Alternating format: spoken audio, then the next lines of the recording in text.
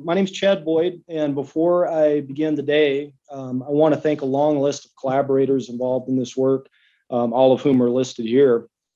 Today, I want to present research results looking at the efficacy of virtual fence collars for influencing the distribution of cattle grazing on sagebrush rangelands. Specifically, I'll present a cross-scale look from small scale to large scale at some of the research that we've conducted and will conduct this coming summer that looks broadly at the intersection of challenges and opportunities associated with cattle grazing distribution and wildfire. In the last 20 years, the prevalence of wildfire has increased dramatically on Western US rangeland. Each year, these fires impact millions of acres of grazing lands in the sagebrush biome. When it comes to wildfire, cattle grazing presents both challenges and opportunities.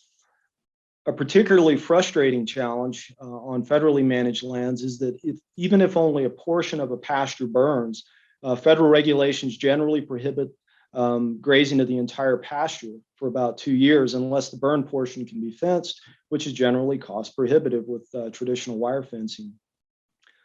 On the opportunity side, and I should add that pastures in our part of the world can run 10,000 acres or more. So that's a significant hit if you lose grazing in a single pasture.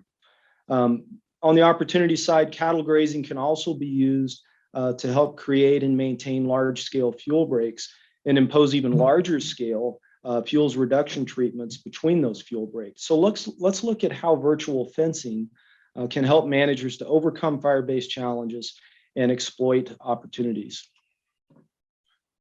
So our work utilized GPS collars procured from the Vents Corporation. Utilizing the Vents system, collars conceptually create pressure using auditory and electrical cues to confine animals within the bounds of user-defined polygons. Users communicate the boundaries of the polygons to cloud storage, and an on-site base station then receives that information from the cloud via cellular link, and then relays information to and from the collars using a low frequency radio signal. The collars themselves contain a speaker for auditory cues and 2 contact points that provide a brief electrical shock at user-defined intervals if needed. The electrical contact points and audio cues emanate from a box. You can see it on the right side of the animal here on the screen. Whoops, change my slide. For all the experimental trials that I'll talk about today, our cattle were trained in a small dry lot for 5 days prior to trial initiation. And so with that, let's talk about the first trial, small scale work here to start out with. In the first trial, we looked at the efficacy of virtual fencing for excluding cattle from recently burned areas. And I presented aspects of this work at last year's SRM meeting. Briefly, we utilized 6 5-acre pastures in sagebrush steppe in Southeast Oregon, as depicted in this diagram. The perimeter of each individual pasture was fenced with 5-strand barbed wire fence. Approximately 30% of each pasture had been prescribed burn the previous fall, and that area is depicted in red in the diagram. Thus, each pasture had a burned and unburned subplot. Following training, we put 3 mature dry cows in each of the 6 pastures for a period of 14 days and monitored their location at 5-minute intervals. For control pastures, the collars were left in tracking mode, which means that there were no auditory or electrical stimuli delivered to the animal. For virtual fence pastures, we programmed a 30-meter wide pressure zone within the unburned subplot, extending out from its junction with the burned subplot. Within that zone, animals encountered a 20-meter wide auditory alert zone, and if they continued towards the burn, that was then followed by a 10-meter wide shock zone. Okay, so looking at the results of that trial, in this graph, we have the percent of daily locations within the burn subplot by virtual fence treatment and trial day, 14-day trial. The control circles the control animals are indicated by closed circles, the virtual fence treatment animals by open circles. Animals in the control treatment spent a relatively high percentage of their time within the burned area, up to 40% of daily locations, but that use declined over time. By day 14, control animals had stopped using the burn subplot altogether. Animals in the virtual fence treatment had less than 5% of daily locations within the burn subplot and didn't use it at all after this trial day number 2. So decent luck keeping them out of the burned areas. How about utilization? This graph depicts forage utilization for burn and unburned subplots as a function of virtual fence treatment. Control is represented by black bars, virtual fence treatment by the gray bars. Utilization was really by design fairly heavy, despite the fact that burn subplots occurred in only 30% of the area in each pasture.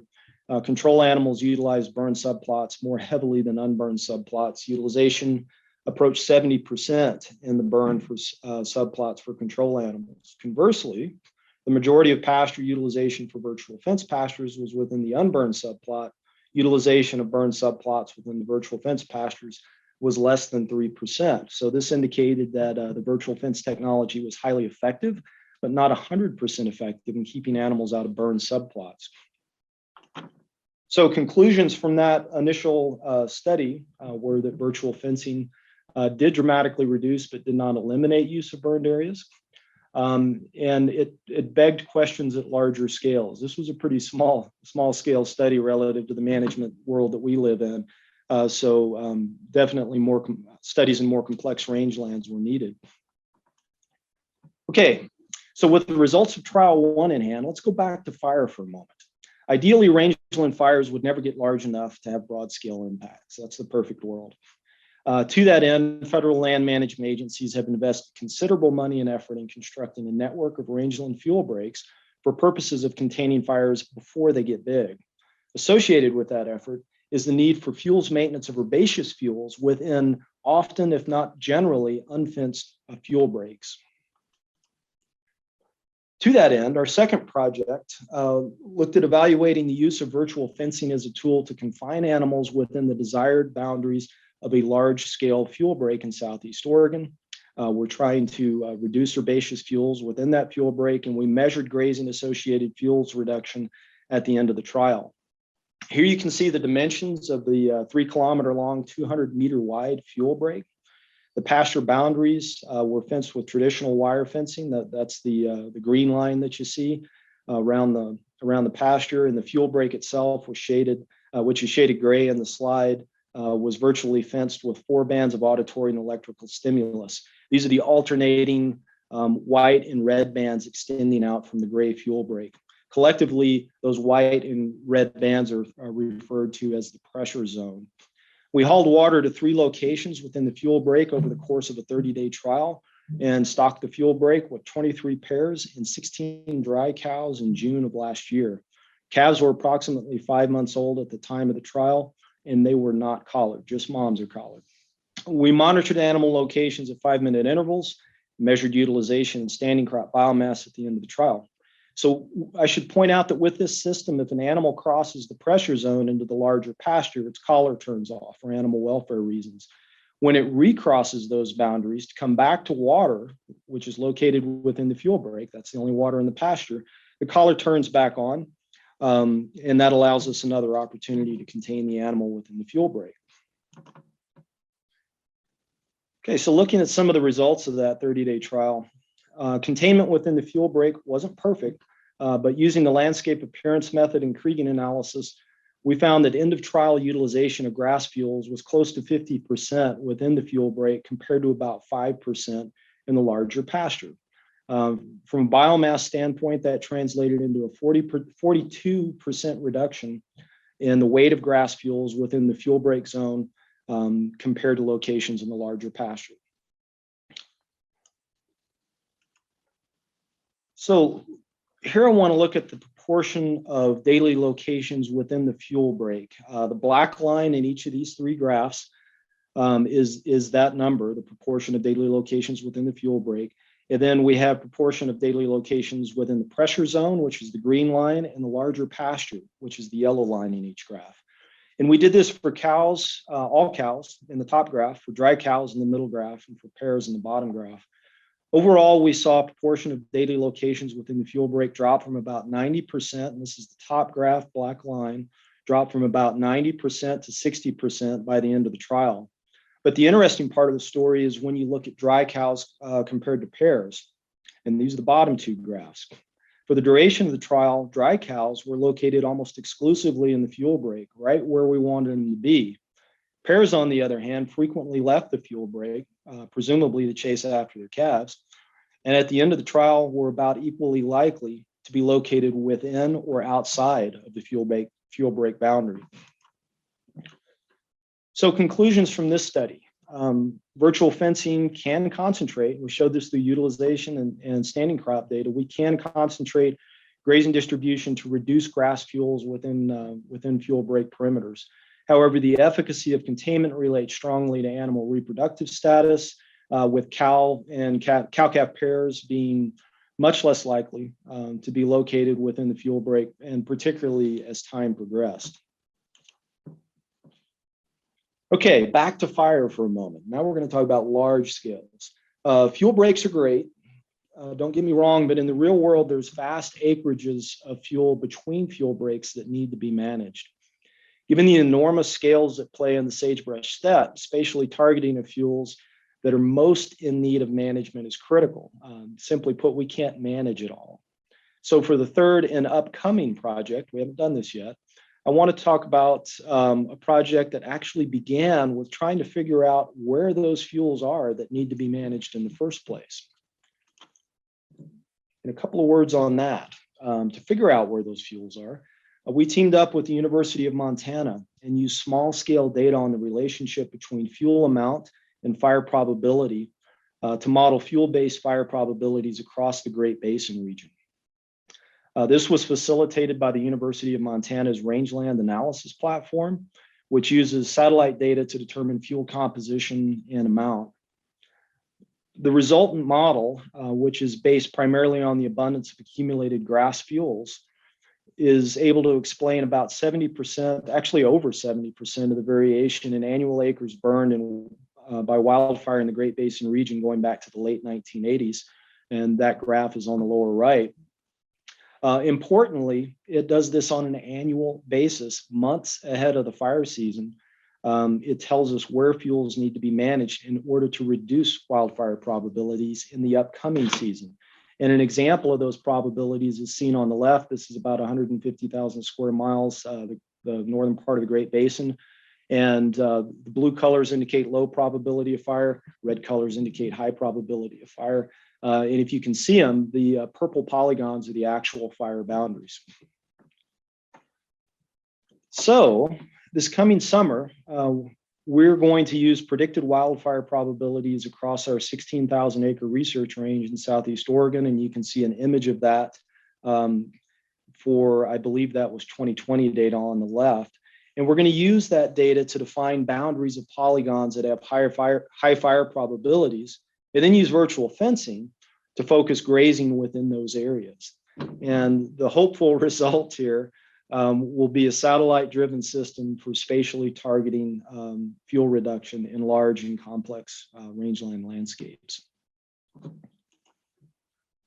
Okay, so to leave you with a few take-homes,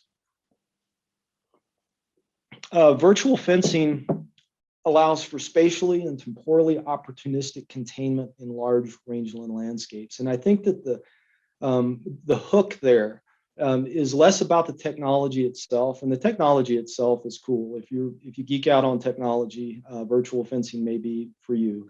But the real hook for it is this spatially and temporally opportunistic. It does something that we just can't do with traditional wire fencing, and that spatially and temporally opportunistic also matches with the challenges that we face, that change in space and time, particularly on arid rangelands. Having said that, virtual fencing is not an iron gate, and it's going to work best when used as a tool within a larger strategy that incorporates strategic water placement. If you'll note in the second study that I presented, the fuel break study, our water was within the fuel break for a reason. That was the only pasture water available, and that served as a common point to draw them back to if they were to escape containment. And when they recross those boundaries, the virtual fence resets. It allows us another opportunity to catch them. So it's a tool. It's a tool that needs to be used within a larger strategy of containment.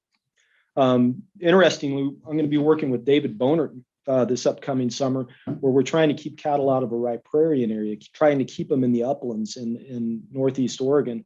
And it's going to be really interesting because if the cattle get past the virtual fence containment, they're going to be in the riparian area. And what's in a riparian area? Well, all the food and water you could hope for. So it's going to be interesting to see how that works out, with water being both out in the uplands, offsite water, as well as within the area, the riparian area that we're trying to keep them out of. And lastly, given the prevalence of cow-calf operations, I think our second study, the fuel break study, really pointed to a key research challenge going forward, and that is designing effective back fencing. And this is something that's in its infancy. I think Brandon's going to talk to you next. We had a conversation about this earlier, or last week actually. But this is an area where I think we stand to see significant improvement, and it's going to be really important to improve that technology and keeping those mama cows in as they go after junior, as junior strays beyond the boundaries. Because again, the cow-calf operations, I don't know what the percentages are, but there's certainly a prevalence, probably the majority form of cattle production in our part of the world, at least, is going to be cow-calf operations. So back fencing for mama cows is going to be critical going forward. And with that, Matt, I think I'll wrap it up and be happy to take any questions if there's time to do so.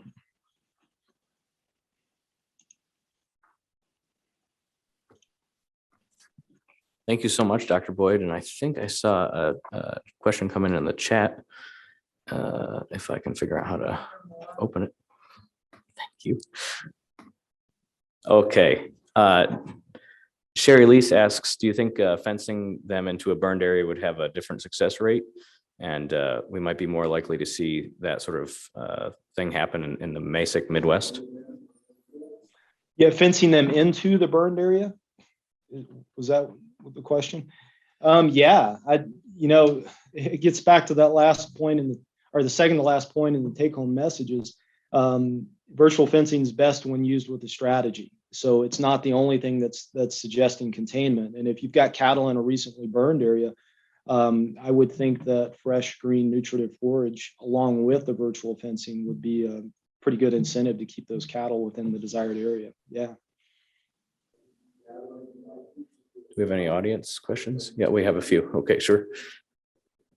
My question is twofold. One is, what is the cost of the collars that you're using from an operational standpoint? Cost is always an issue. Also, what about slippage of the collar so that it's not affected in terms of sending the signal? And then the second part of my question is, did you have any visual cues along the virtual fence line for cattle pickup, such as flags and stakes? Because that seems to be a very effective tool as well. Yeah, and I think I caught all those, Matt. And by the way, was that Urs? Yes, it is. Hi, Chad. How you doing, Urs? Here at office, grad school. Urs, the cost of the collars is $40, approximately $40 a collar. They're leased from the company, and that's a good thing because this technology is changing fast. You don't want to invest in high-dollar collars. They're going to be obsolete in a couple of years. The base stations, and we used one base station in each of these studies, and those are a solar-powered base station is going to run about $12,500. In terms of slippage, we did have one collar that it didn't slip, it became inverted.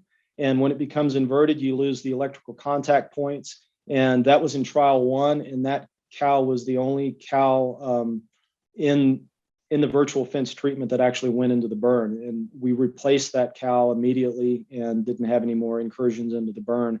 And lastly, with respect to visual barriers, and that's a topic unto itself.